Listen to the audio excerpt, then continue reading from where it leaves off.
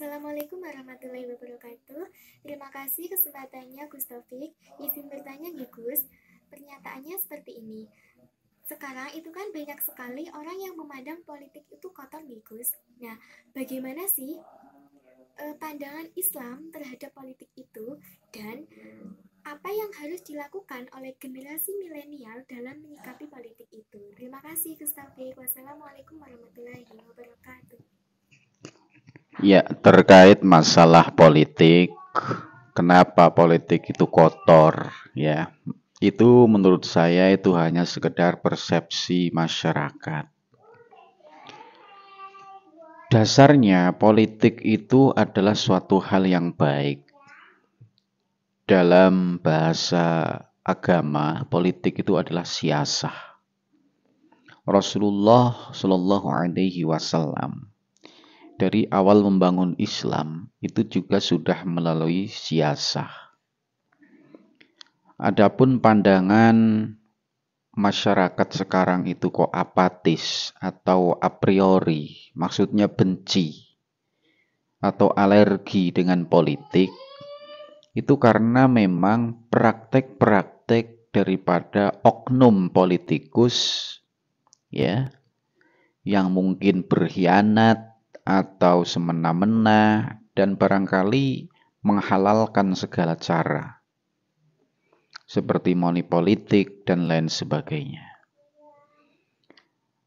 Apapun jenis kegiatannya, apapun jenis lembaganya, manakala di situ ada oknum yang tidak benar, tidak sesuai ADART, tidak sesuai dengan aturan lembaga tersebut atau aturan organisasi tersebut, semua itu bisa menggeser kesan daripada yang semestinya itu baik menjadi tidak baik. Sebenarnya antara Islam dengan politik atau agama dengan politik itu tidak bisa dipisahkan. Jadi manakala kita memperjuangkan agama Islam, kok kemudian tidak sempurna tanpa berpolitik, maka politik itu sesuatu hal yang wajib adanya dan tidak bisa kita hindari. Karena dalam kaidahnya mala yutimul wajib illa bihi fahuwa wajibun. Ketika agama Islam itu tidak bisa ditegakkan tanpa adanya sesuatu tersebut, maka sesuatu tersebut wajib diadakan, ya. Agama Islam tanpa politik tidak bisa berdiri tegak, maka politik berarti wajib dilaksanakan. Seperti penegakan undang-undang syariah, itu semuanya melalui politik. Melalui anggota Dewan DPR, Dewan Perwakilan Rakyat, memperjuangkan hak-hak agama Islam. Ya. Maka dari itu sebagian atau bahkan secara dominan masalah aturan yang bersinggungan dengan agama Islam selama ini dipraktikkan di Senayan, maksudnya ditetapkan di undang-undang itu melalui Dewan Perwakilan Rakyat atas nama P3 gitu ya, setahu saya gitu. Ya rata-rata yang berkontribusi untuk memperjuangkan syariat itu partai Islam begitu. Sekali lagi, masalah politik itu kotor, saya tidak setuju. Sekaligus atau sekalipun di masyarakat itu banyak oknum-oknum politikus yang memang menghalalkan segala cara, tidak bisa dipungkiri, itu memang ada. Sehingga membuat kesan kita atau kesan masyarakat itu tidak baik, apatis atau alergi gitu. Maka dari itu, Mbak Susanti ini kan mahasiswi. Jadi ketika mau terjun ke dunia politik itu bagus.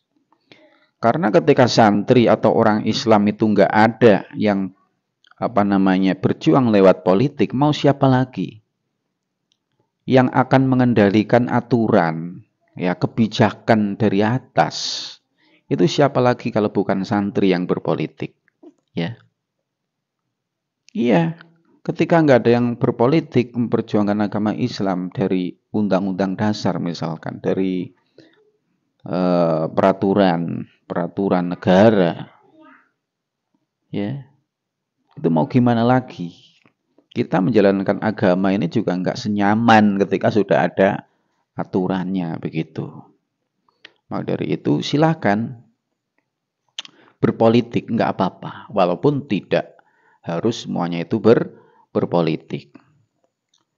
Yang penting ketika jadi pemimpin ya, biasanya kalau berjuang lewat politik jadi anggota dewan atau jadi pejabat itu nanti harus mengikuti kaidah tasarruful imam manutun bil maslahah. Jadi imam mengatur kebijakan-kebijakan itu harus manutun bil maslahah, atas dasar kemaslahatan publik, atas dasar kemaslahatan orang banyak. Begitu. Karena contoh begini, kita memang sebagai seorang ustadz atau kiai, memang sudah banyak kita untuk berkontribusi mengkampanyekan anti kemungkaran. Seperti halnya mengatakan zina itu haram, mencuri itu haram. Tapi itu belum kuat manakala belum diikat dengan peraturan perundang-undangan dalam organisasi kenegaraan ini. Ya. Umpama ada orang pelaku zina atau pelaku perjudian atau pelaku miras. Secara undang-undang itu hukum negara mengatur ada hukumannya, ya, ada penjaranya dan lain sebagainya. Itu akan lebih kuat dan membuat masyarakat itu takut untuk melakukan pelanggaran, baik pelanggaran yang bersifat aturan negara maupun aturan agama yang ditegakkan melalui peraturan-peraturan negara, peraturan-peraturan syariah gitu.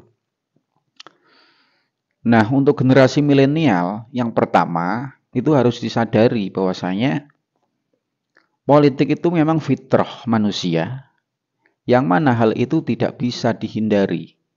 Ya, itu harus disadari.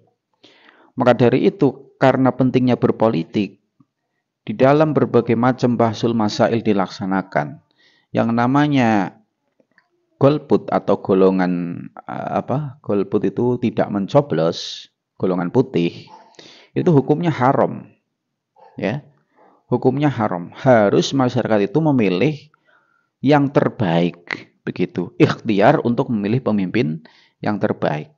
Manakala tidak memilih, kemudian ada pemimpin yang salah, mau bagaimana kita mau mengingatkan?